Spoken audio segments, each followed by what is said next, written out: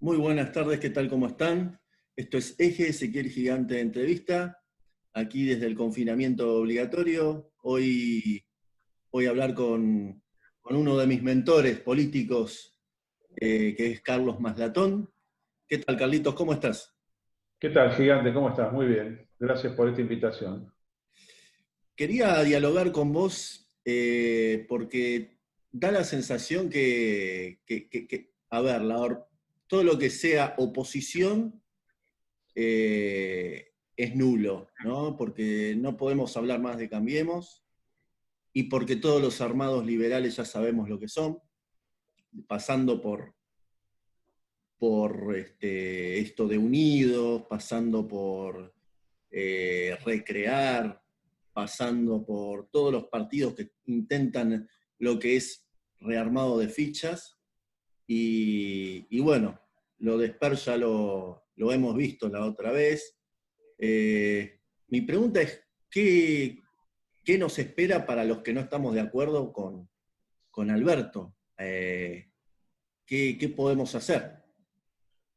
Bueno, estamos frente a un gobierno muy autoritario, muy totalitario, diría, que es el del presidente Fernández, con dos aliados increíbles, que son el gobernador de la provincia de Buenos Aires y el intendente de la ciudad de Buenos Aires. Ellos armaron un nuevo, es como si fuera un nuevo partido político gobernante, partido político dominante, y el resto de las presuntas oposiciones en el país callados. Es un espectáculo lamentable, un acto de tremenda irresponsabilidad democrática y republicana, porque han dejado al país sin oposición. Cuando uno habla con los que tienen que salir a criticar eso, dice, no, no, lo que pasa no podemos criticar porque Alberto le da muy bien en las encuestas, desde el 20 de marzo que empezó con el coronavirus. Bueno, esto es tristísimo porque están entregando, por la presunta seguridad sanitaria, están entregando la libertad, la vida y la propiedad de los argentinos. Yo soy de los que creen que este tema de la pandemia está exagerado, no solamente en Argentina, sino a nivel mundial. Cada vez son más las voces disidentes que, frente al oficialismo, en el sentido de que había que entrar todo en cuarentena, bueno, dice esto fue un error, no es la solución, ni desde el punto de vista médico, ni desde el punto de vista económico. En Argentina, por falta de oposición y por falta de crítica, predomina todavía hoy, a día casi fin de mayo, predomina el consenso del oficialismo que crearon estas tres figuras que dan conferencia de prensa en conjunto.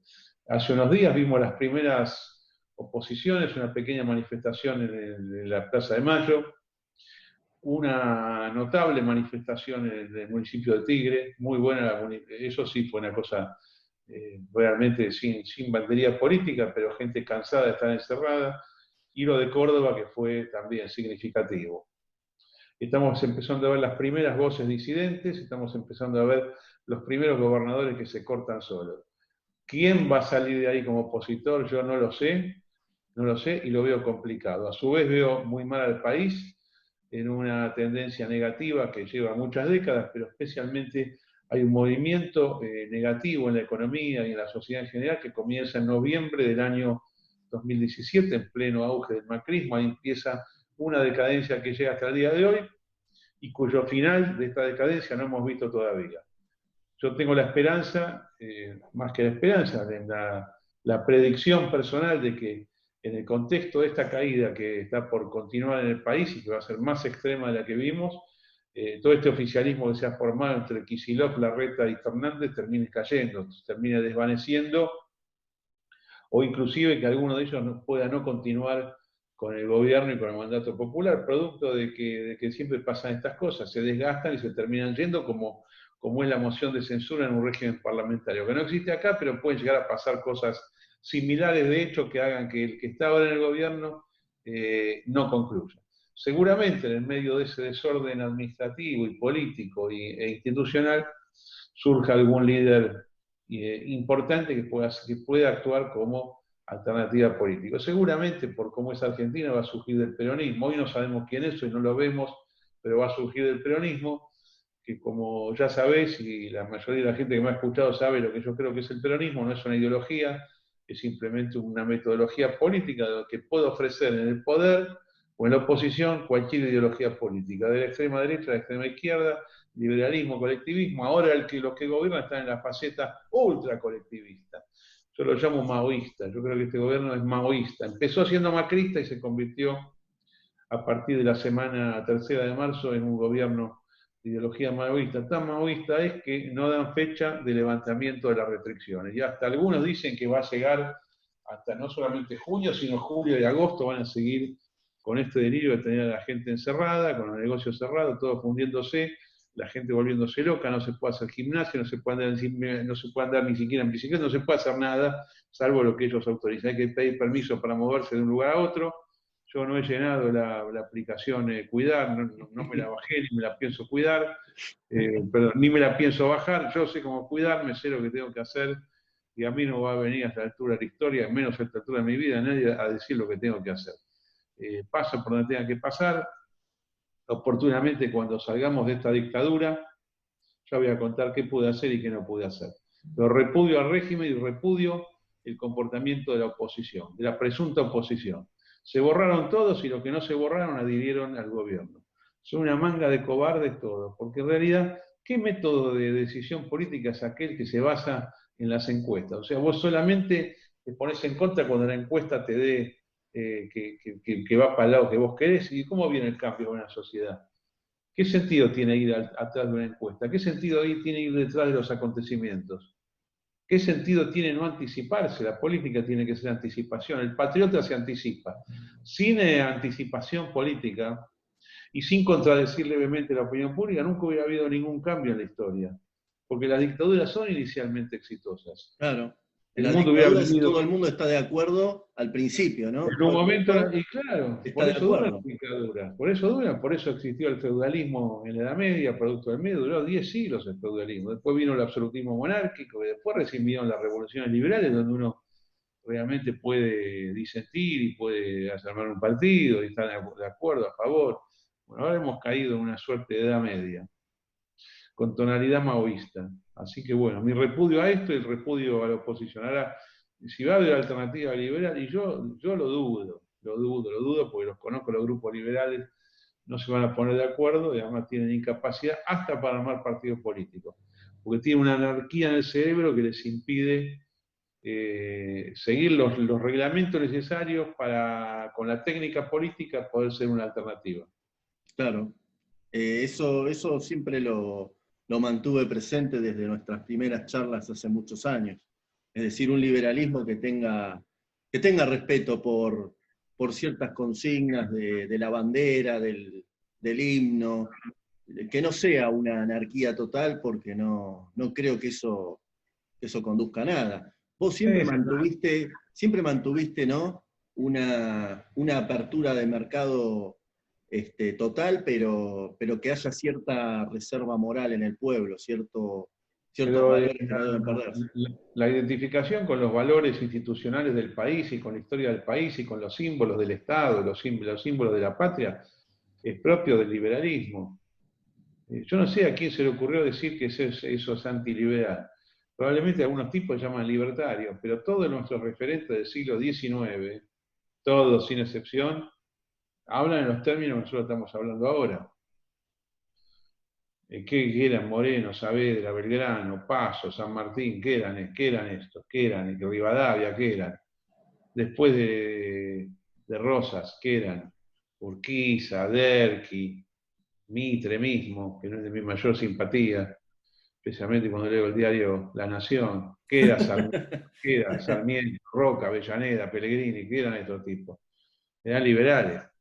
Todos creían en el himno, en la bandera, cantaban, festejaban el 25 de mayo, el 9 de julio. No, esto es así. El liberalismo incluye la identificación con el Estado en las funciones para las cuales el Estado tiene que existir, que son la justicia, la seguridad, las relaciones internacionales, y esto también, preservar la historia y los valores de la patria. El que no lo quiera hacer, que no lo haga, pero tiene que respetarlo. Es condición para ser ciudadano. Y si no, que se vaya. El que no le gusta, se va. A ninguno vamos a reprimir. Nosotros, los que somos liberales, respetamos la disidencia. También pedimos que nos respeten a nosotros. Pero no se nos lleve a negar la existencia de la historia, de los símbolos del Estado, del ceremonial público, del himno, la bandera, la escarapela y el escudo.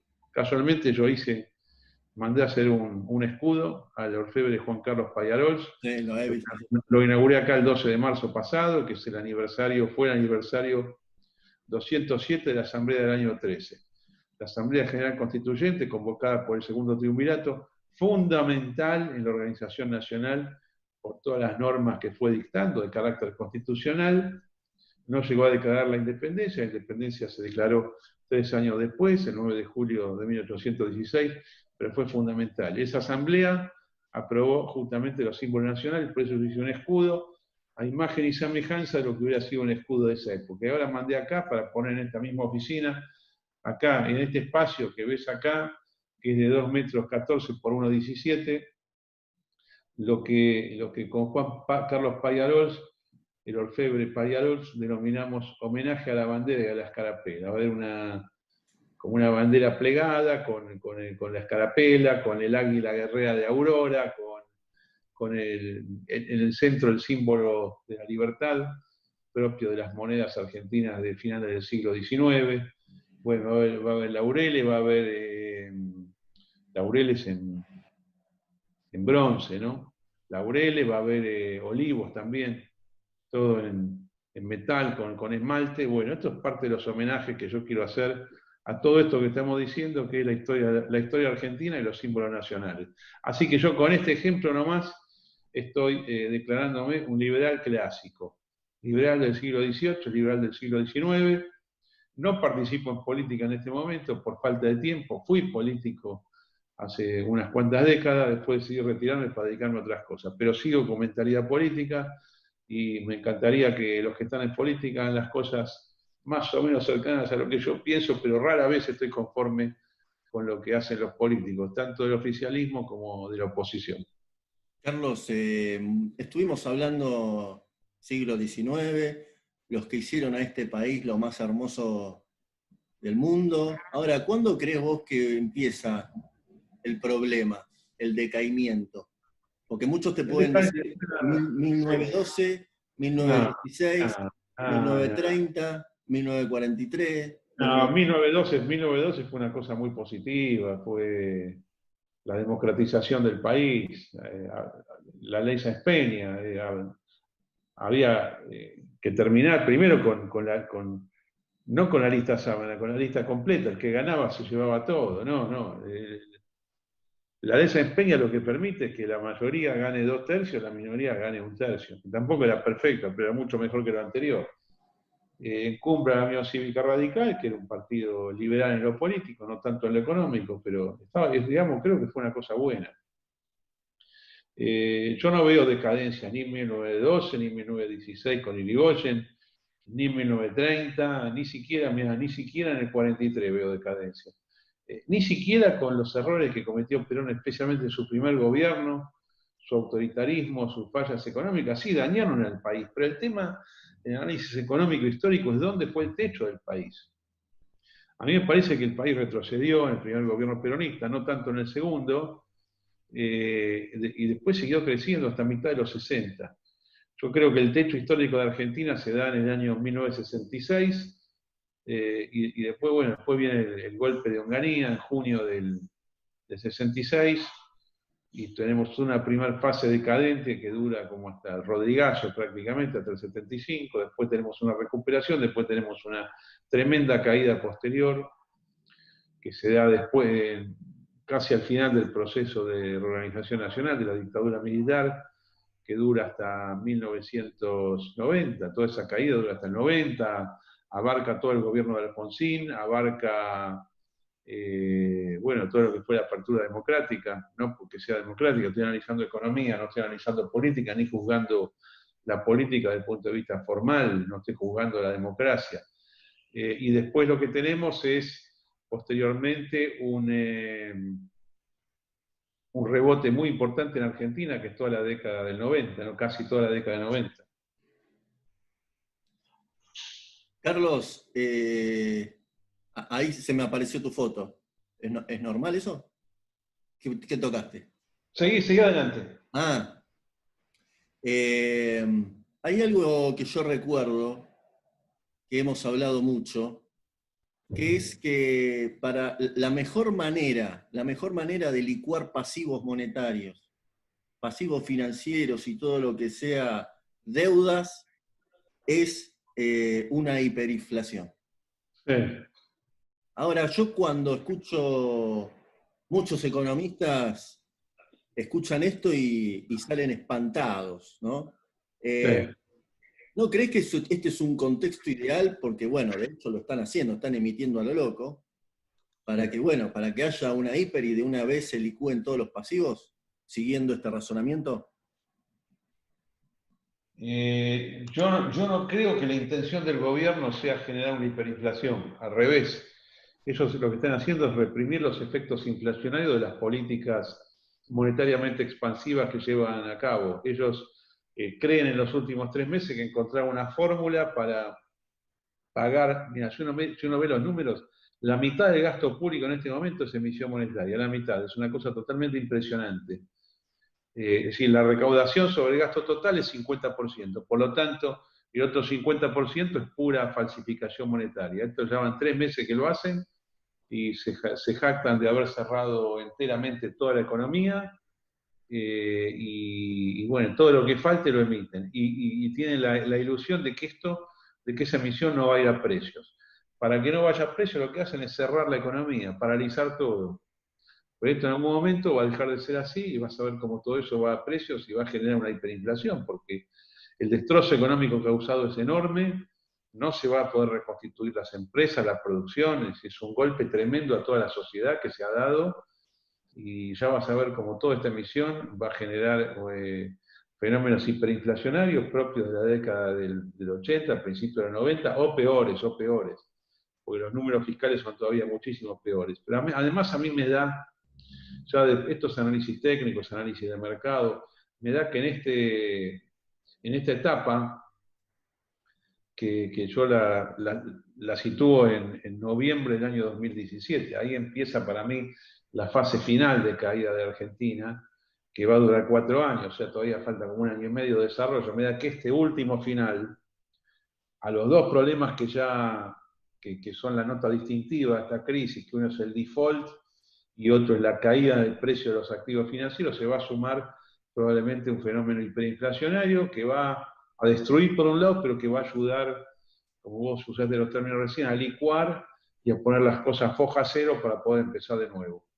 Yo soy optimista, lo dije muchas veces, en el mediano plazo soy optimista, solamente soy pesimista como continuidad histórica de una caída de más de 5 décadas para los próximos 17, 18 meses, probablemente 15 meses sean suficientes de baja. Pero después el país va a mejorar y se va a replantear todo el sistema político. No me pregunte con quién porque no lo sé. Lo que sí yo veo es el proceso. Yo veo el proceso y creo que los procesos históricos generan después o colocan en la posición de gobierno o en el rol de oposición a las personas justas para que se puedan desarrollar y bueno, concluir a su vez con las políticas anteriores y con los efectos de las políticas anteriores. Carlos, vos, no sé si, corregime, octubre del 2021, pronosticás que empieza Argentina a despegar, y esto tiene No, algo que ver con... octubre de 2021 va a ser el peor momento, mucho peor que el de ahora. Entonces, pero a su vez el mejor momento es el mínimo. Y el peor momento siempre es el momento del despegue. Esto es lo mismo cuando vos estás arriba de todo, vos estás en la euforia de la euforia, y en ese momento empieza la decadencia. Y vos decís, pero ¿cómo no estamos en euforia? Sí, de la euforia empieza la decadencia. De la depresión extrema empieza la recuperación. La gente no va a percibir, la gente en octubre del 21 no se va a sentir, se va a sentir pésimo, pero mucho peor que ahora. Y en noviembre, en diciembre del 21 también, en inicio del 22 también, pero técnicamente la economía y la sociedad empezaron a recuperar ahí. Y para que el gran público sienta que hay un alivio, van a pasar varios meses, por lo menos hasta mitad del año 2022. Pero yo creo que el 2023 va a ser aceptable y que el 2024-2025 van a ser años muy buenos para Argentina, años de despegue, donde vamos a ver desde ese momento a lo que es hoy y no vamos a poder creer lo que vivimos, ¿no? No vamos a poder creer que 3 desequilibrados mentales se adueñaron del país y que mandaron a todo el mundo a sus casas y como te dije antes, que se jactan de tenerlo todo cerrado. Carlos, ¿esto tiene algo que ver con tu fanatismo con las secuencias de Fibonacci? Estas... Tiene que ver con el análisis técnico. Pertenezco a una escuela llamada Ondas de Elliott, donde Fibonacci es una de las herramientas que se utiliza para analizar los ciclos, etiquetarlos y para predecir. La técnica no es Fibonacci. Fibonacci es uno de los elementos matemáticos que se usan para calcular las dimensiones de los impulsos y la magnitud de las contracciones. ¿En qué tipo de onda estamos ahora? Bueno, muy técnico. Estamos en una onda C', ¿viste? Con un guión de mediano plazo que empezó en el mes de noviembre del año 17 y que yo creo que va a terminar en el mes de octubre del año 21. A su vez, ese movimiento, casi de 4 años de duración, 3 años y 11 meses, de los cuales ya vimos más del 50% del tiempo, 2 años y medio, se tiene que desplegar en 5 secuencias, 5 movimientos. Ya vimos casi 3 de esos movimientos. Falta el 4 que es para arriba y falta un quinto que es para abajo. Yo creo que ahora vamos a entrar en decadencia hasta noviembre de este año. En diciembre, enero y febrero del año que viene vamos a ver una recuperación y después vamos a ver una caída final hasta octubre del año 21. Por ahora este es el conteo cíclico que yo mantengo y no veo elementos que me los permitan cambiar. Carlos, Larreta, ¿no? Está mostrando lo que vos muchas veces dijiste, que es macrismo y kirchnerismo es casi lo mismo. Y claro, son socios, pero son socios ya de manera explícita. Fíjate que todas las conferencias de prensa las dan los tres, ¿no? Kicillof, Larreta y Fernández. Pero además tengo información de que están negociando la fórmula presidencial del 2021. La fórmula presidencial del 2021 sería No, Alberto no, Fernández, presidencial del 2023 sería. perdón, del 2023. Alberto Fernández y Sombricha Larreta. Mira vos, mira vos. ¿Y Kicillof, por eso está tan la disputa?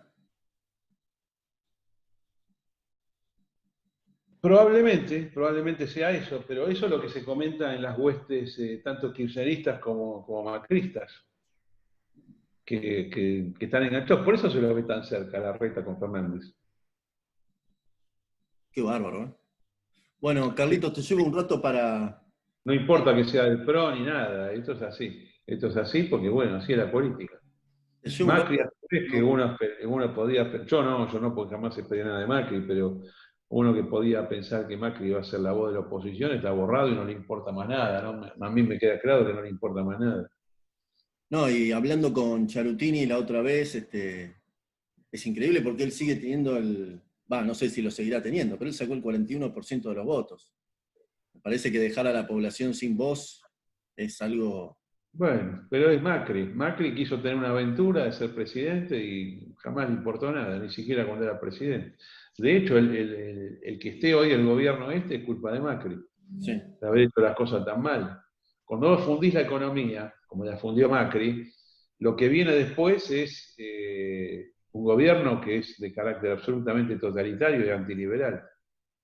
Carlos, quiero tocar con vos un tema que es importante porque sé que vos lo manejás muy bien, que es la política internacional. En Estados Unidos, este año hay elecciones. ¿Cómo ves a Trump?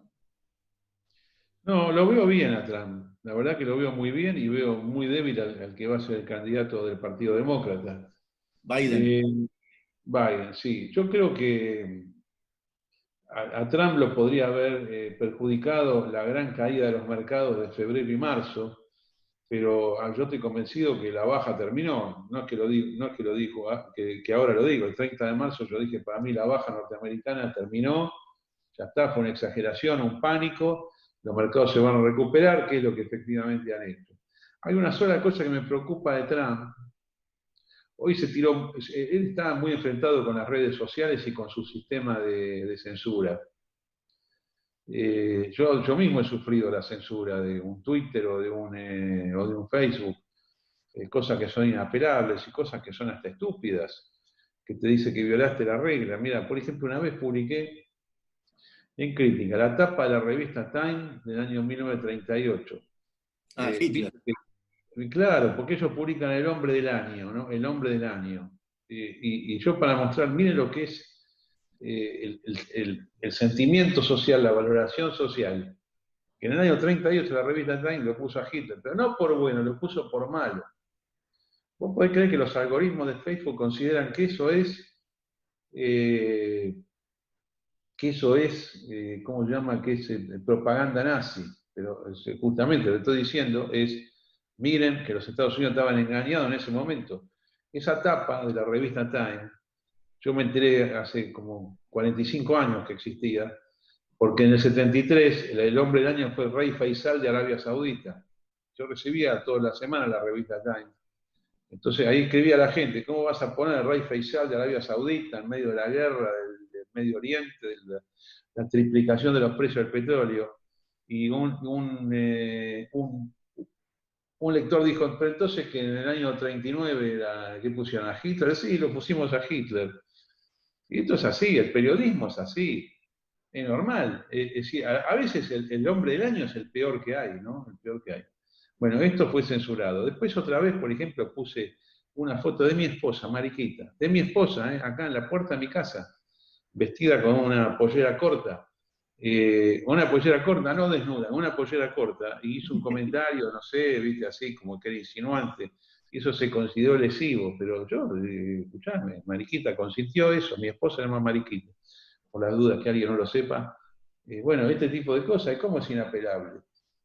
O si yo capaz que me pongo a criticar el manejo del coronavirus y eso lo considero un peligro para la sociedad. Entonces, o sea, este tema de que de California, con una tecnología mal programada, se censure, no está bien. Ahora, Trump salió que prácticamente quiere cerrarlo, se tome, no lo va a poder cerrar. Pero a mí, yo en el lugar de él, yo le recomendaría, si yo tuviese posibilidad de hablar con él, ¿no? En el lugar de él, yo le diría que bueno, que critique, que como lo viene haciendo, cuando lo putean, que salga a contestar, suficiente. Tiene que bajar un poquito cierta dosis de autoritarismo con la prensa que no sirven para nada. Pero yo creo que gana las elecciones. La economía norteamericana va a estar en recuperación, el país va a estar a pleno, la gente la deja salir de la reclusión del coronavirus y se pone eufórica. Sale a bailar, a cantar, a festejar porque es la libertad. Yo Bueno, creo que pero va a ser bien Trump. la gente está, no sé si toda, pero tiene muchos problemas económicos. No creo que salgamos de acá todos a reventar los restaurantes. Va a pasar un tiempo. Se habló en Acá, su momento no, pero es que de un parecido a la crisis del 29. Eso yo no creo que pase en Estados Unidos porque está. no, pero esto no es la crisis del 29. Esto fue una crisis como el 2000, como en 1987. Violenta pero rápida, y pasa rápido. No es ni 1929 ni el 2008, fue una crisis absolutamente menor y muy manejada con un pánico sanitario internacional. Pero no se rompió la riqueza en Estados Unidos. Tiene nada más que 40 millones de desocupados casi. Pero así como están desocupadas, van a volver a los puestos de trabajo. No rápido, va a llevar años normalizar eso. 25%, hoy se estima que 25% de la fuerza laboral está desocupada. Pero a su vez el gobierno tomó algunas medidas que en el contexto de Estados Unidos son buenas y son aceptables. El país que está mal es Argentina. Acá es distinto. Acá yo creo que cuando habla va a haber inicialmente una recuperación, pero después vas a ver cómo las cosas se ponen otra vez negativas, porque acá fundieron a todo el mundo. Ya venía mal de antes de la época de Macri, arrancó mal Fernández y ahora encima la pandemia, ¿no? ¿Sos optimista con que llegue a haber elecciones el año que viene? ¿Y cómo no va a haber elecciones? ¿Qué van a decir? ¿Que no hay elecciones para que no se contagie la gente en las escuelas? Y si esto que acaban de anunciar el otro día lo decían un año antes, nos parecía ridículo. No, pero yo creo que va a haber elecciones. Va a haber elecciones. Argentina en unos días más va a quedar como un país absurdo, cerrado por 500 muertos. No, 500 muertos que lo atribuyen al coronavirus, pero probablemente no sean del coronavirus, sean de otra cosa la mayoría. Gente que lo mismo estaba enferma, que desgraciadamente tenía que morir, ¿no? Iba a morir de cualquier manera. Carlos, tema liberación de presos. ¿Crees que fue adrede? ¿Crees que fue a propósito? ¿Con ¿Qué, determinados libera- fines? qué liberación de precios? La última que hubo hace un mes. Pero no sé a qué liberación de presos te referís. Hubo varios presos. Ah, de presos, de presos. Yo estoy tan metido en tema económico que pensé en precios. No, presos. No, Presos. no. No, fue una cosa totalmente intencional, es parte de la ideología del gobierno. Que cuando uno comete un delito tiene que tener una pena leve o ninguna pena. Lo que pasa es que le fracasó porque hubo muchísima oposición. Igualmente, peor que eso es la reclusión por el coronavirus, es muchísimo peor. Ahora, en este estado de anomia, vos recomendás que la gente se defienda como pueda. La gente tiene derecho a defenderse. Si la están por matar, tiene que matar antes. No, porque esto me hace acordar a lo divertido que fue el 2014 cuando fue el tema de la defensa propia y demás. Que Y la hubo. defensa propia es una herramienta del Código Penal, ¿no? Bueno, Carlitos, te agradezco enormemente, no te quiero robar Muchísimas más gracias. tiempo.